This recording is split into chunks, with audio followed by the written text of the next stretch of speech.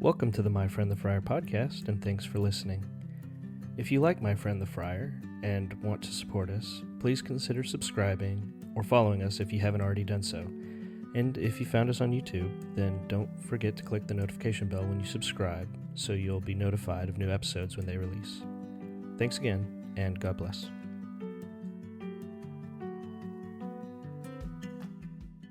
Welcome to the podcast. Thanks for joining me and My Friend the Friar, Father Stephen Sanchez, a Discalced Carmelite priest. Good morning, Father. Good morning. How are you? I'm good. It's a beautiful day. The rain has ended. We get to talk about our mama today. Yes, we do. Yeah. Carmelites have... Mary is kind of a...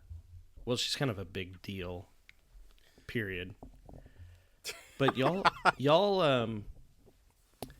spend a little bit of time thinking about her, don't you? Yes, the official title of the order is the Discalced Carmelite Brothers of Our Lady of Mount Carmel, which is Mary. So it's a Marian order. It's a contemplative order, and it's a Marian order. It's another protection of Mary, or under the allegiance to Mary, as we would say. Yeah. So you've spent quite some time, I would imagine, learning and contemplating and praying and, just kind of spending time with this topic. Yeah, being catechized in what we would call the study of Mary, which is Mariology, right? And so going from just a cradle Catholic understanding of Mary to a more spiritual and theological understanding of Mary, and then coming to what we would say a Christological understanding of Mary, right? Mary in the light of Christ, right? Understanding Mary's role in salvation history. Yeah. And what's really interesting, I think, before we even get started is I've read the show notes, right? And what you just described about your understanding is really similar to the church over time. Kind of, yes. It's this evolution of understanding, right? It's not this evolution of let's just keep making stuff up or changing it until it makes sense or whatever. Just this evolution of understanding. So I don't know, that was really maybe not coincidental that you stated it like that. Yeah, I think it's for a lot of people, Mary is very much part of the Catholic culture, but very few people actually spend time thinking about Mary's role theologically or even just spiritually, right? So for a lot of people, Mary is, again, like you said earlier, like mom. That's who I go to, right? So, and unfortunately, a lot of times, it's like mom, like I can't get it from dad, so I'm going to go to mom kind of thing, which is unhealthy in any family system, and even more unhealthy when it comes to spirituality. Like Mary's not greater than God. Like she's not gonna go against God's will. So that's kind of weird. But anyway. That's kind of sort of like the cultural kind of, Catholicism kind of thing, like, go to Mary, right? It's like, okay, so what about Jesus? So anyway, it's all, catechesis. But we're going to talk about it all because it's I find it really intriguing. And I know that a lot of people will probably have never spent this much time really thinking about Mary's role. Yeah. Right. So I want to say, like, it wasn't until the 17th century then the study of Mary, or Mariology, became part of dogma, right? Or what they call dogmatic theology, and it concerns her relation to God and her relation to us creatures, fellow creatures, right? So there was so much confusion, there was so much debate, there were so many different ways of approaching Mary and understanding Mary that it wasn't until the 17th century that the church started gathering things together and going like, we need to put this house in order. We need to put this understanding in order, right? Separating a lot of devotional stuff from actual theological, philosophical understandings, right? Mary has to sit within the understanding of salvation history and cannot be separate from Christ or separate from the plan of salvation for humanity. Mary is part of that plan. And a lot of it began, we'll get to it in a little bit, but a lot of it began basically with people trying to understand who Jesus was. We go back to the whole idea, going back to Christology or going back to the creed, right? I believe in Jesus Christ, true God and true man. So it all goes back to that. So is Jesus true God and true man? If Jesus is true God and true man, Mary is what? How does Mary fit into that, right? And one of the things that has always been part of our tradition or part of our faith, right, from the very beginning, that there is this association with Mary as Virgin, the Blessed Virgin Mother, the Blessed Virgin Mary, the virginal motherhood, and her holiness, right? And the reason the holiness is there is because one of the reasons, or one of the philosophical, theological reasons, is that how could something not pure produce something pure? So it goes back to, now we have to figure out, okay, so we need to figure this out theologically, philosophically. How is that possible, right? Pius the 12th in 1954, before the dogmatic declaration, right, or for the dogmatic declaration of her Immaculate Conception, yeah, Pius says it is not possible to define adequately and to explain correctly the Blessed Virgin Mother's great dignity and sublimity from the sacred Scripture alone, without taking into account Catholic tradition and the sacred teaching authority of the Church, right? So when it comes to Mary, there's only been 4 things that have been defined about Mary. 1 is her divine motherhood. 2 is her perpetual virginity. Thirdly, the Immaculate Conception. And fourthly, the Assumption. All right, so this is really kind of interesting, too, that he recognizes that you can't get all of this from sacred Scripture, and this is immediately then, right, going to be some kind of divisive thing from non-Catholic Christians and Catholic Christians, right? But you have to remember, really, you have to remember that the sacred Scripture was developed by the Church for the Church in its use of the liturgy. Yeah, the sacred Scripture is liturgical. And so you can't, and again, it goes back to the whole idea, and this is why we're very separate from the Protestants and will never come together, is because we have different understandings of what tradition means. For us, it is Scripture and tradition, not just Scripture. For us, Scripture and tradition are both 2 sides of the same coin. You can't separate them. Yeah. What's interesting, though, is how some of the early Protestants, like Martin Luther even, were very protective of Mary's like perpetual virginity and things like that. Mm-hmm. So, yes. I don't know, those kinds of things just kind of tickle me, because obviously for people who say that Scripture is the sole authority or the highest authority, tradition is still a part of everything they do anyway, right? It could be a tradition of their local, kind of faith group. It could be their own personal tradition, right? Like it's always going to continue to play some kind of role. Right. So the whole idea of sola scriptura, where does that come from? That's tradition. It doesn't come from Scripture. Nowhere in Scripture does it say, Scripture is the ultimate authority. It's their tradition. So they're picking what tradition they want to listen to. Anyway. Yeah. Side note. Calm down.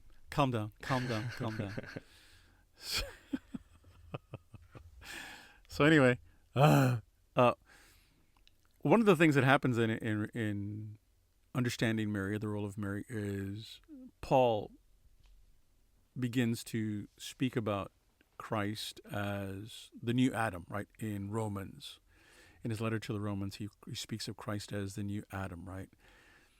And as the church continues in its development later on in the hundreds, in the second century, the church fathers, St. Justin, St. Irenaeus, began to speak of Mary as the new Eve. If Jesus is the new Adam, then Mary is the new Eve, right? There is this immaculate virginal conception of the new members of the church, Christ as the initiating factor, and Mary as the mother, then as the mother of the believers, right?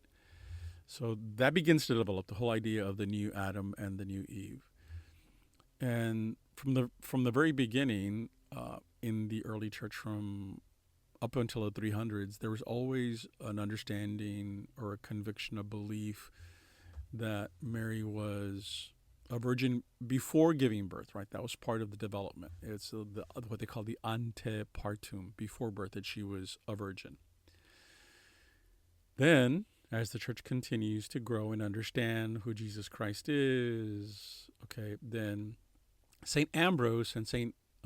Augustine, or St. Augustine, depending what part of the United States you're from, starts to defend the fact that Mary's virginity, that she maintained her virginity while giving birth to Jesus and after she gave birth to Jesus. Okay, so it's antepartum, in partu, during the birth, and postpartum, right, after the birth, right? So this is all something that the church fathers are beginning to present. Saint Irenaeus doesn't believe that Mary is absolutely pure, right? He accuses Mary of being importune at Cana. In other words, she was out of place in asking Jesus to perform something or to do something for the couple at the wedding at Cana, right? St. John Chrysostom accuses Mary of being vainglorious during Jesus' public life. Where that comes from, I don't know. They cite Matthew's Gospel, chapter 12. Origen, another early church father, doubts that Mary was at Calvary, right? Like, okay, whatever. And there was a conviction of Mary's total freedom from personal sin actually began to grow, right? So there's no serious question about Mary's purity after the Council of Ephesus in 431, right? So it takes time to get to that point, that development, right? Later on in the 400s also, then, one of the titles that is given to Mary besides Eve, right? Since Eve was called Mother of the Living, so now it's applied to Mary. Mary is the Mother of the Living because she is the mother of the disciples, of the rest of the faithful. Mm-hmm. So the first things that start to get attention are as I said earlier, is the statements about Jesus Christ is true God and true man. The Christological and Trinitarian truths receive the first attention of the church, right? You also have to remember that at that time, in a world that was pagan, right, tons of gods and goddesses everywhere, the pagan world was very familiar with goddesses, right? And so the church had to be very careful about how they spoke about Mary because they didn't want Mary to be perceived as a goddess. So proclaiming Mary Mother of God would be like, oh, so like she's like Hera, or she's like Juno, or she's just a goddess and she gave birth to another god. Like, well, no, that's not what we mean. Yeah. So to hold Mary free from sin then was seen at first like, well, if we say that Mary was free from sin, Jesus was uniquely holy. How does Jesus' unique holiness and Mary's purity, how does that work? How does that come together, right? And the whole idea of Mary giving birth virginally also could then play into some misunderstandings of who Jesus was. Well, if Mary gave birth to Jesus virginally, did he have a real body, right? And so if he had a real body, how could she be a virgin? And it just got very, very, very complicated in terms of who Jesus is. And so, again, it's all about Jesus, and Mary is secondary to this, right? It's really about who is Jesus, right? Yeah, this is what happens when guys have too much time on their hands. They're just thinking about stuff all the time, and they're like, Exactly. So, and then the Lateran Council that was held in 649, Pope St. Martin proclaimed that Mary's virginity was perfect and perpetual, right? There was no definition of virginity during the childbearing or after the childbearing. He says that her virginity is perfect and perpetual. Okay, so that's where it's left at that, right? Yeah. I think it's really interesting, too, how this thing that would be biologically impossible, right, to give birth as a virgin is almost just completely accepted from the very beginning. But then the concept that she is free from sin is like so hotly debated, right? Yes. So we'll accept this biological impossibility, but this thing that is theological in nature, nah, let's go. Like we've got to hammer this out, kind of thing. So it's, I don't know. I just think that's really interesting, and I think it does.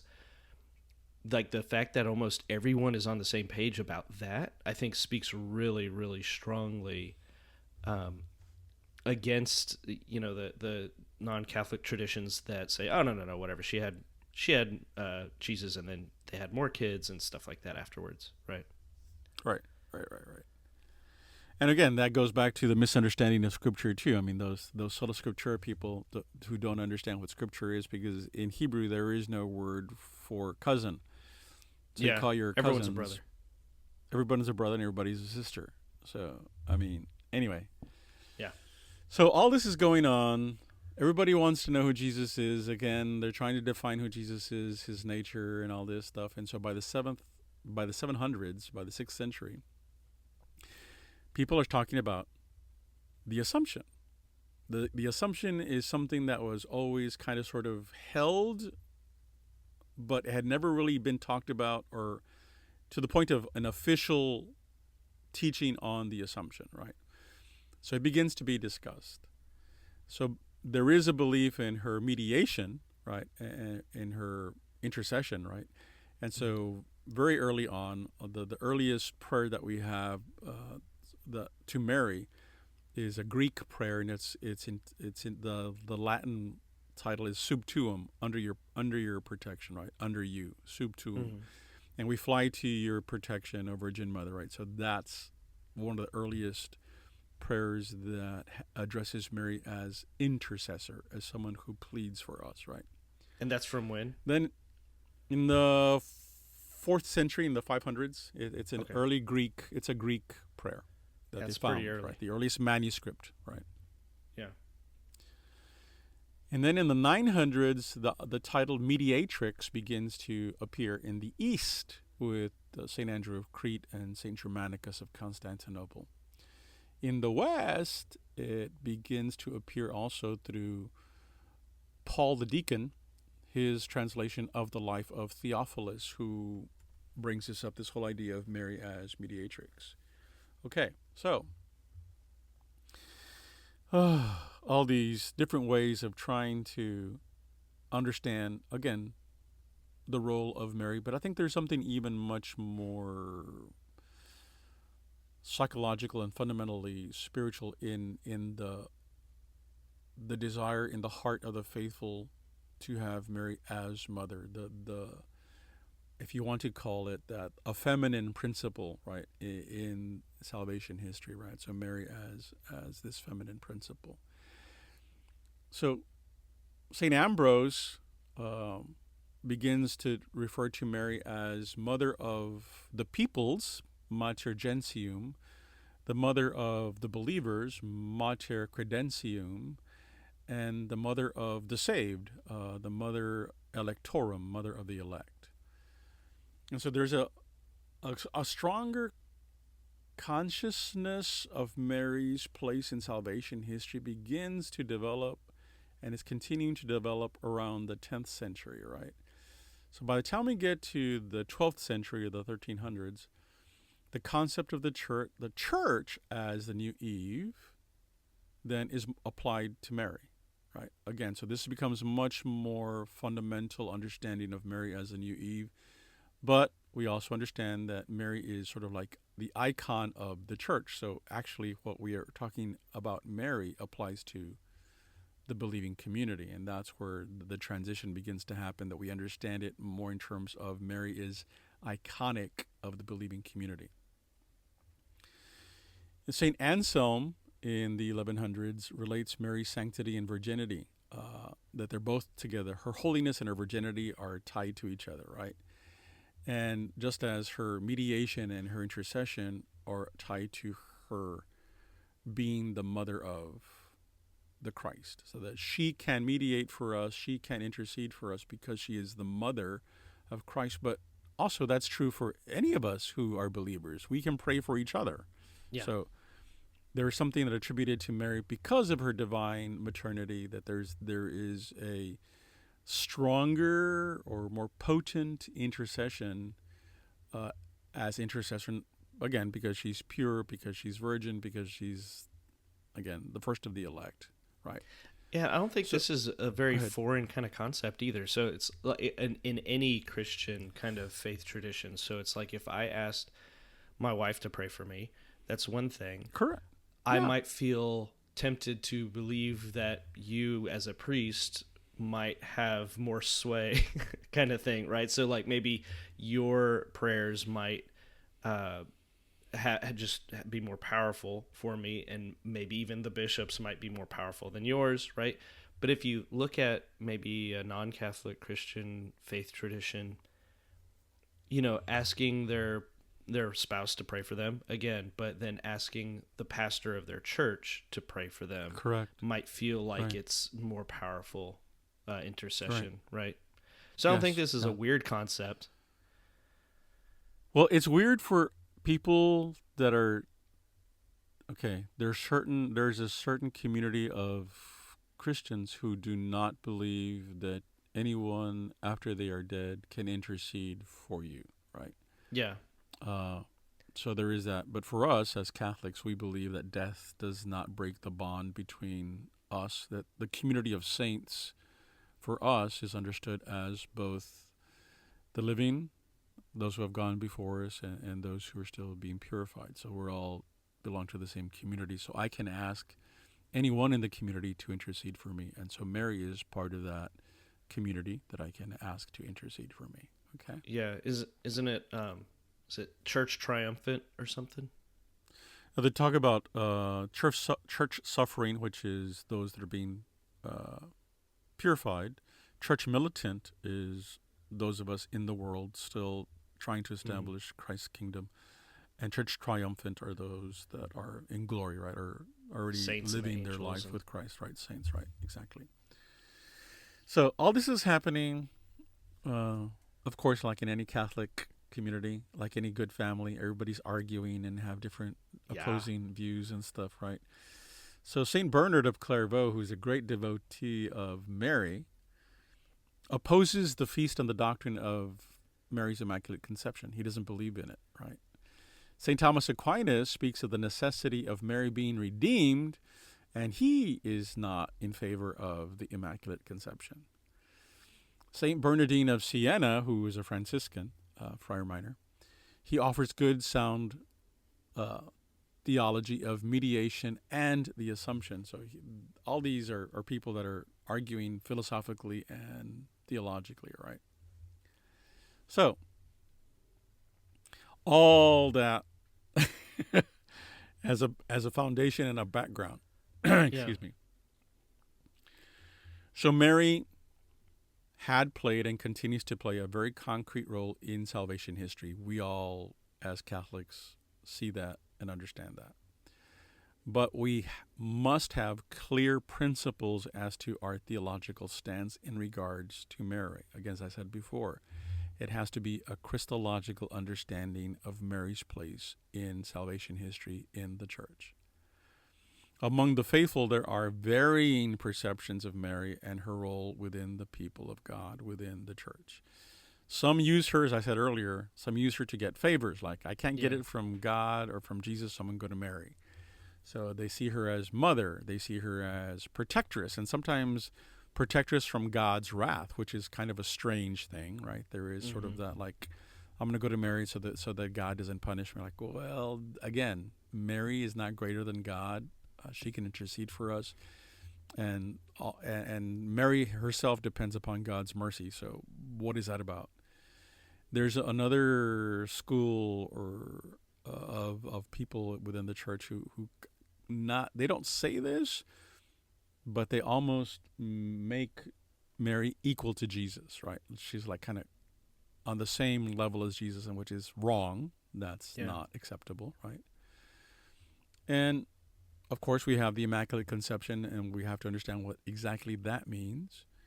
And that is because there needed to be, as I said earlier, there needed to be a fitting receptacle for the divinity of Jesus Christ, the sacred humanity. So it has to do with Jesus's unique holiness, that the Immaculate Conception became part of our understanding of who Mary was, so that she would be able to conceive Christ virginally in her womb. Okay, we'll talk about that later. Mary as Queen of the Universe, but Mary as Queen of the Universe needs to be understood in terms of saved and redeemed by Jesus Christ. And Queen of the Universe means what? That she, as the first creature that is redeemed and saved, that her relationship to the universe is very different, because not just because she's saved and redeemed, but because she's also the mother of the King of the universe, who is Jesus Christ. It goes back to Jesus, right? So Mary is the mother of God, the Theotokos. She stands by the cross, so she understands our suffering and our losses. She is the mother of the church because she is then, as the first of the believing community, is our elder sister, but also is our mother, in that she watches over us, just as Jesus, when Jesus gave Mary to the beloved disciple, and the beloved disciple to Mary, that is where this whole idea of the motherhood of Mary comes, right? So, there. Yeah. Oh, so now that everybody's thoroughly confused. You're right. You have all these different strands, these different, again, going back to all the threads that make up our faith, you have all these different threads that have to come together. So, then, theologically speaking, there are three tendencies among theologians or Mariologists, people who study Mary and present Mary, right? There are three tendencies. None of them is greater than the other. There's three different approaches or perspectives. The first is the parallel approach. They kind of make Mary very similar to Jesus, right? But she can't be, because she's a creature and she had to be redeemed, right? So, and then there's the principle of eminence, which is attributes to Mary all these titles: mediatrix, co-redemptrix, Queen of the Universe, Queen of the Martyrs, all these things, right? Attribute to her as many titles and privileges as possible. Why? Because they're trying to accentuate her uniqueness, right? And so that's where all these titles come from. And then the third approach is the fundamental principle, or the fundamental approach is that Mary is part of the mystery of Jesus in the church. She is one of the believers. She is one of the disciples, and contributing the humanity to the sacred humanity of Jesus. This is her connection to the believing community, and how she connects the second word, the second person of the Trinity, the sacred word, the Logos. It is through her humanity and her gift of our humanity to the word that connects Jesus then to humanity in the church. Okay, so the importance of Mariology is derived from the following sources. One, that her association with Jesus. The fact that she obviously played a definite role in his birth and his youth and his public ministry, right? So there's that. Second is her importance derives from her association with the disciples and the early Christian community. So obviously she was a disciple, and we have her praying in the upper room in the cenacle with the apostles. So there is an association then with the early community. Thirdly, from the response of the early Christians to Mary, the cult, right, or the belief of the veneration of Mary. The cultus means the veneration, right? So the devotion to Mary. So then there is the Mary, the individual. There is the Holy Family. There's the history. There's the culture of surrounding all of that, right? So what are the sources? Theologically speaking, there are two sources, intrinsic and extrinsic. The intrinsic source would be sacred scripture, apostolic tradition, what the believing church has said, right? The extrinsic source would be human reason and human science. It has to be logical. It has to make sense, right? And then the fourth source that is important then comes from the teachings of the Holy See, ecumenical councils, fathers of the church, and theologians, right? So these are the sources. But not all of the sources have the same value, right? Yeah. There's a hierarchy of values.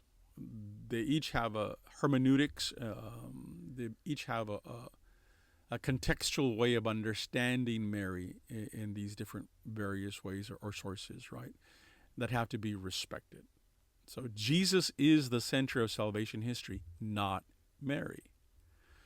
There exists some devotional books that tend to make Mary the core of salvation, that you can only be saved through Mary. Like, no, that's wrong.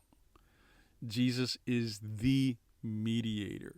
Mary plays a role, and she plays a role not because she has superpowers. Mary plays a role because God has planned it that way to make her part of salvation history, right? Mm-hmm. There is a difference between tradition and apostolic tradition, right? Legends are not part of apostolic tradition, but part of cultural tradition, right? So whatever legends are, right? So then you have the magisterium's documents must also be used with this context as well, the magisterium teachings of the church in regards to Mary.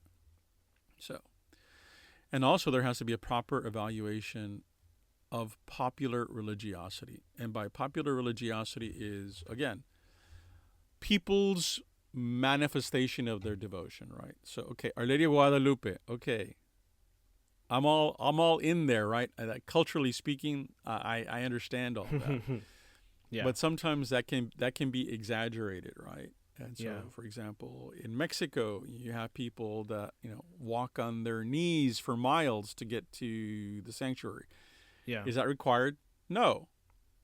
Is going to Our Lady of Guadalupe necessary for salvation? No. Jesus is necessary for salvation.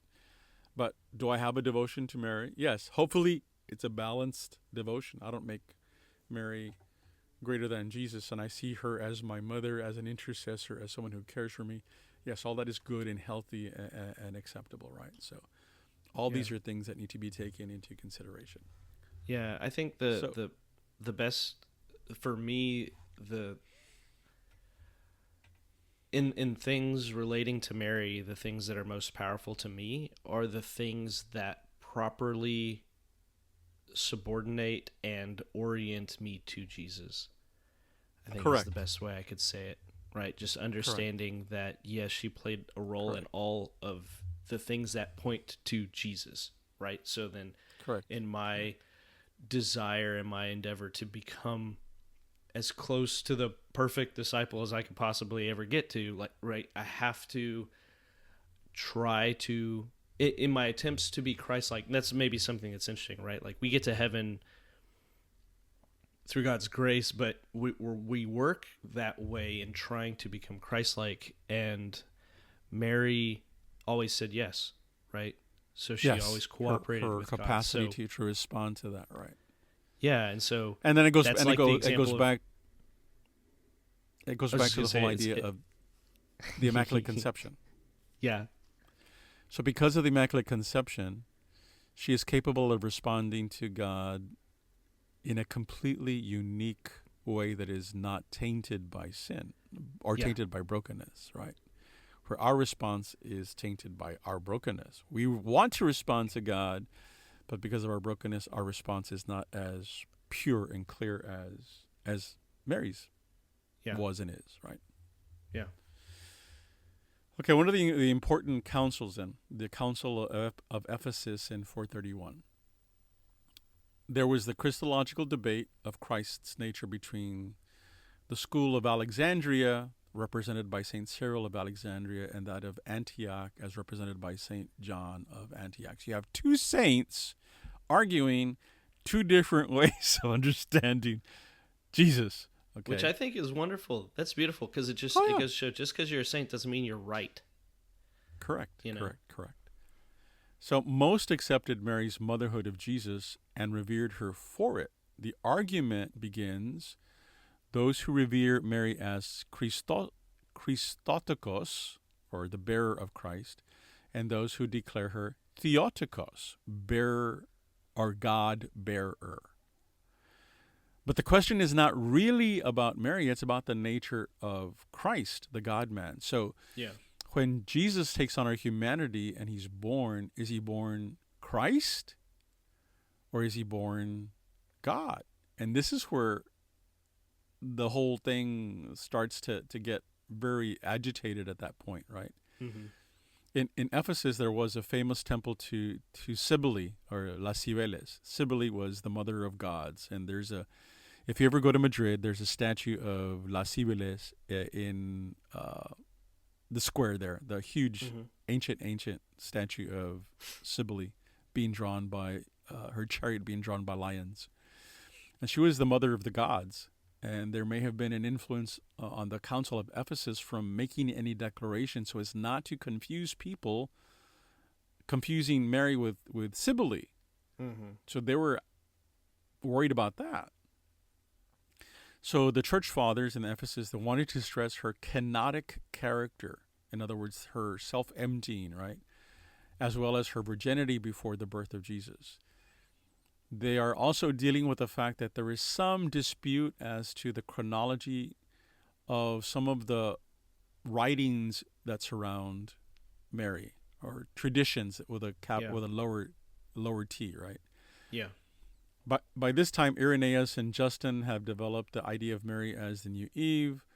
Others contributing to this pre-Ephesus Mariology, there's Clement of Alexandria, Hippolytus, Peter, and Alexander of Alexandria, Ephraim, Athanasius, all these big people that are all have their 2 cents to give on Mary and her relationship to the church.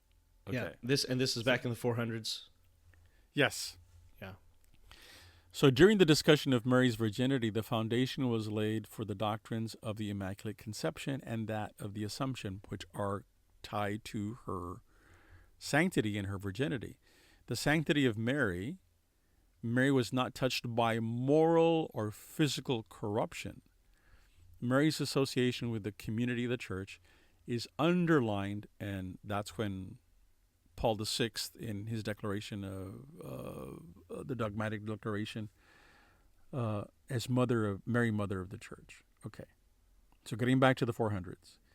So the Mariology of Ephesus, the discussion and the disagreement between Cyril of Alexandria, Nestorius, who was a heretic, and John of Antioch. So Nestorius is condemned, the heresy is condemned. Mary is declared Mother of God. Christ declared to be one person with 2 natures. And so this is, again, all of this has to do with Jesus. Mary is secondary. So true God, true man. So if Mary gives birth to Jesus, true God and true man, you actually can then call her God bearer, because it's not that she gave birth to a God, it's that Christ is true God and true man. Yeah. So it has to do more with Jesus. So I think there's something really interesting going on here too, because you're saying they're trying to be careful not to say things that are culturally confusing at the time, right? Like Yes. relating Yes, her yes. to the Sibylle. goddess, Sibylle. right? Yeah.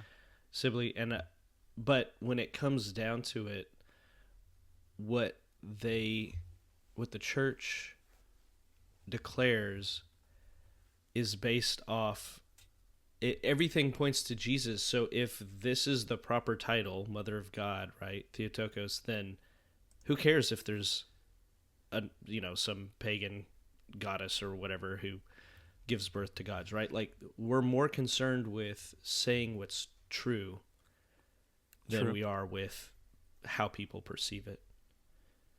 Right, but the problem or the worry is that will non-Catholics or non-believers or maybe even non-catechized or not well catechized Catholics associate Mary with Sibylle? Right? Yeah. For example, a lot closer to modern times, the Santeria, right? The Caribbean kind of voodoo thing, right? Mm-hmm. There's a lot of mixture of Catholic saints with African, tropical or Caribbean deities or whatever, deities or spirits or whatever, right? Yeah. So they're trying to avoid that. So so the doctrine of Mary being the God bearer, Theotokos, will become central to Mariology up until the Middle Ages. And then this is where the parallelism between Mary and Eve becomes a lot stronger. The Feast of the Assumption is being celebrated during this time as the Dormition of Mary, right? They call it the Dormition because the argument was, did she die or did she not die? Right? Did she go to sleep? So she must, or did she go to sleep? The Dormition, right? Yeah. So then the argument was like, well, if Jesus died, who is true God and true man, why can't Mary die? I mean, Mary would taste death as well, right? So anyway. Yeah, this is something that, like, Betty gets all like, what happened? Like, she's got to know. And I love it because it's not, I don't think, well, no, it's it's later. We'll talk about it later. Something that I do think that is interesting too is us Catholics, we've got relics of like everybody, right? We can find, we've got Peter's body, we've got everything. Right. But there's no relics from Mary. Correct. And I find that very intriguing. Yeah. Right. We didn't keep her mantle or her veil or anything as far as I know, right? So nothing. So yeah. You know, it's funny. I looking at statues, right? The artwork for that Sibylle, whatever her name was. Sibylle. And I thought it was familiar because, man, when my mom sits down, like on her throne in the living room, watch TV, like, and all the lions come out and kind of like sit around the. I mean, that's what my mom's like. I don't know about y'all, but it's funny. So she has you and your brothers pulling her chariot. You're the lions.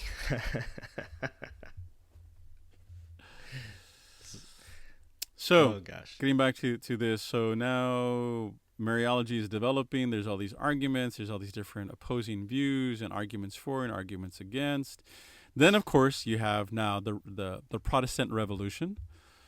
And so then Mary is raised as a banner against Protestants, right? So now you have Mary as, this banner of true faith in Catholicism. So the Franciscans are leading the school of the Immaculists that propose that Mary was immaculately conceived.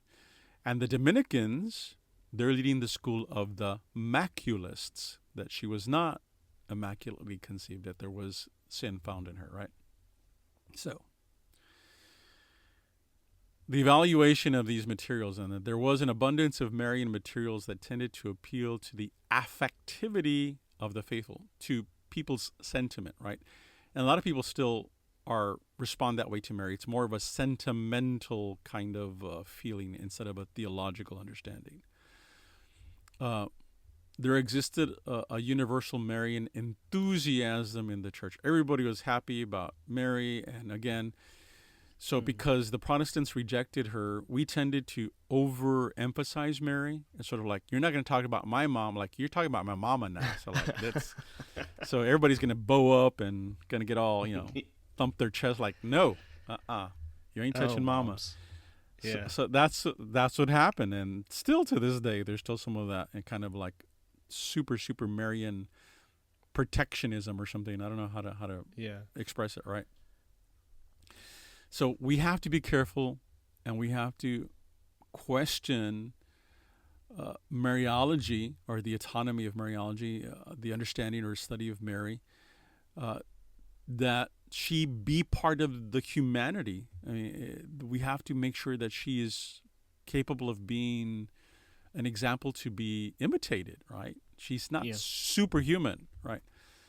So we need to be careful about that whole school of eminence, right? She's the greatest thing, right? And again, for those of us who are Latin, we tend to just pour crowns upon crowns and gold and stuff on Mary, and it's like and I to me, it culturally speaking, I know it's very part of my culture, and I like that and I appreciate that, but I know it's just a manifestation of our devotion and our love. It has nothing to do with her superiority, right?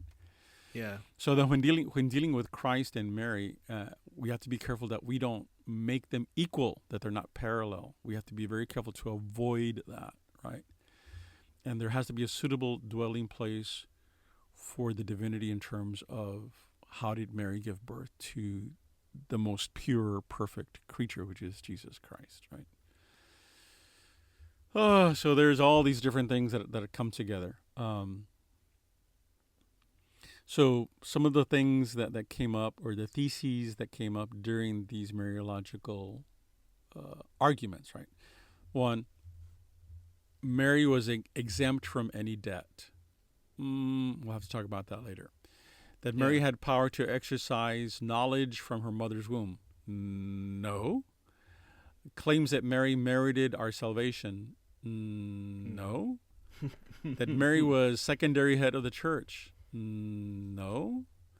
That Mary claimed to be the first to receive the vision of the risen Christ. We're not sure about that. Maybe yes, maybe no. Claims that appearances of Mary are a matter of faith. No. Our Lady of Guadalupe. Do I need to believe in Our Lady of Guadalupe? No. Do I have to believe in any of the appearances? What is the like one Lourdes or whatever? Or Lourdes or Fatima, Yeah. the one in Brazil.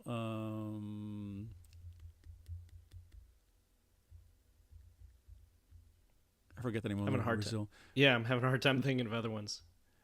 No.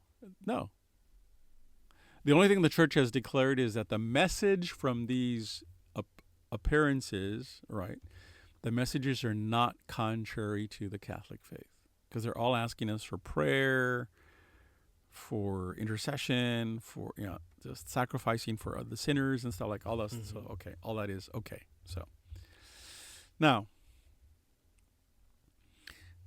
reinterpretation of these different perspectives, right? So the title of co-redemptrix, meaning kind of like a parallel, like she's a co-redeemer, right? Raises the possibility of two religions, one for Christ and one for Mary.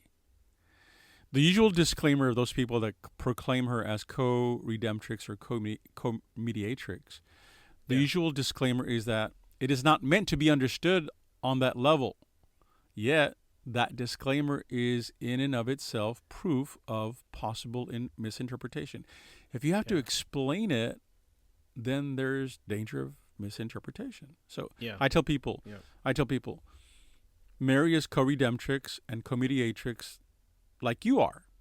You're called to be a co-redeemer and a co-mediator. You're called to live your life in such a way that you offer it for others and you participate in the redemption of the humanity, because that's what Christ's role is in your life, that you give your life up, not just for your redemption, but as the Eucharistic prayer says, redemption of the whole world. Yeah. Okay. Yeah. And then this idea of Mary as the source of all grace. So this, and again, creates parallelism, right? What they mean by grace, Marian grace. Now, see, now you have to even separate, Yeah, define what kind of grace are you talking about. Yeah. So Marian grace is something above created grace, but we have to abide by the theological truth that Christ is the mediator. The danger here is that of introducing the created, Mary, into the realm of the divine, right? So you have to be careful that you don't make her part of the Trinity, right? Kind of the quaternity.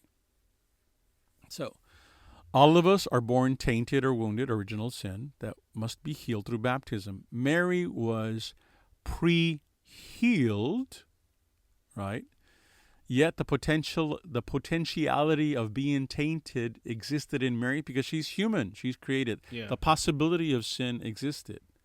Yeah. That is why she was redeemed beforehand by Christ. She is redeemed beforehand by the merits of Christ. And that is how she becomes, that's how we come to the definition of immaculate conception, that she was conceived without original sin in the womb of her mother through the merits of Christ, who was coming into the world to redeem us, right? To make her the proper vessel for Christ. Mm-hmm. So, the veneration of Mary, a cultus, one, it cannot be emotional. It should not be emotional or sentimental. Two, it should not be incredulous, right? Three, it should lead us to love of Mary and love of Christ. Above all, love of Christ and love of neighbor, but through the model and image of Mary as we understand her as true disciple. Fourth, our Mariology should be based on theological principles, okay? Not emotional, sentimental, right? And fifthly, most importantly, is what the Second Vatican Council tells us. It should lead us to imitation of that virtue. The Second Vatican Council taught us or reminded us that saints are for imitation, not admiration.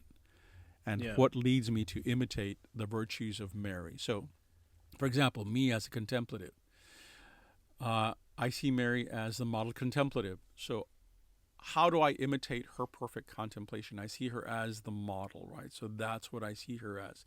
Our Lady of Guadalupe, so as mother, as bringer of the word, how do I try to imitate that virtue? How do I try to imitate that in my life, right? It's not a matter of just, I'm going to go to Our Lady of Guadalupe because I like her, she's prettier, and I'm going to ask stuff for her, right? For example, as a child, and still to this day, I have an attraction to the statue or the image of Our Lady of Lourdes. As a child, I was fascinated by the roses on her feet, right? Yeah. And to this day, I find it very attractive that the roses in that image of Our Lady of Lourdes with the roses on her feet, I find it very attractive. There's something about it that speaks to me, and it's not a theological thing. It's just an emotional, affective thing. But okay, but I recognize that, right? I know that that's part of my attraction. It goes back to my childhood, right? My childhood fascination with that. Yeah. This is, man, I love when you do these masterclass kind of episodes with me because sitting here and talking about this stuff with you, I would say, and this is probably not uncommon to a lot of Catholics or even people who would consider being Catholic if not for the Marian dogmas. It's like if you had just not declared anything, then like we would have been okay. We could have just left it this kind of, this ambiguous kind of there. Yeah. But then like listening to this and talking about this with you, I can see how much like this has always been a part of the conversation from the very beginning, but there's been so much confusion because of our human tendencies. And so then it almost makes, it makes me thankful then that the church said, okay, well here, hold on guys, like let's really talk about this. And yes, of course, the church, as it goes through time, there's, world events and things that probably played a role in the timing of these kind of declarations and whatnot. But Right. yeah, I'm thankful that it helps to get rid of the noise, right? And it gives me a framework where I can look and I can examine myself and I can examine, what's going on around me and go, okay, is this proper or do I need to step back? Yes. Yeah. I think it was very necessary. I think as the church goes through space and time, right, that this is part of, again, the evolution. Again, remember that we are an organic, dynamic, living being in space and time, developing. As we develop our understanding of Jesus. We develop our understanding of Mary. We understand the development of our own understanding as disciples and discipleship, what that means to be imitators of Christ and imitators of that divine love. So, yeah, it continues to grow and learn. And so this is part of that whole process of, okay, there's this understanding and love of Mary, but because, again, as you said very well, because of our brokenness, our humanness, there's also a tendency of misunderstanding who Mary is. So the church had to, it's like, okay, now we need to start teaching as to a good theological understanding as to who Mary is in relationship to our salvation history, in relationship to Jesus Christ, in relationship to the Trinity, in relationship to us as believers, right? So all of this was a necessary thing, and I think it needed time for it to develop, for these thoughts and this theology to develop, to speak clearly to this. Yeah, and the Eastern Church does, I think, a good job sometimes of allowing things to just remain mystical. Like, we don't have to overthink and analyze and define everything. Right. But I think there are times when, the church, why would we teach these things? Because it brings about a necessary good. It helps guide us away from sin, right? We don't want to go down the wrong kind of path. So I think there's times when we have to define things. So yeah. Well, cool. I think we're gonna take a break here, and we're gonna make this a two-parter, and we're gonna come back next time and talk more about everything after Vatican II. Okay. So yeah, Thank you. Thanks for this. And everyone listening, thanks for joining us, and we will see you next time. God bless. God bless.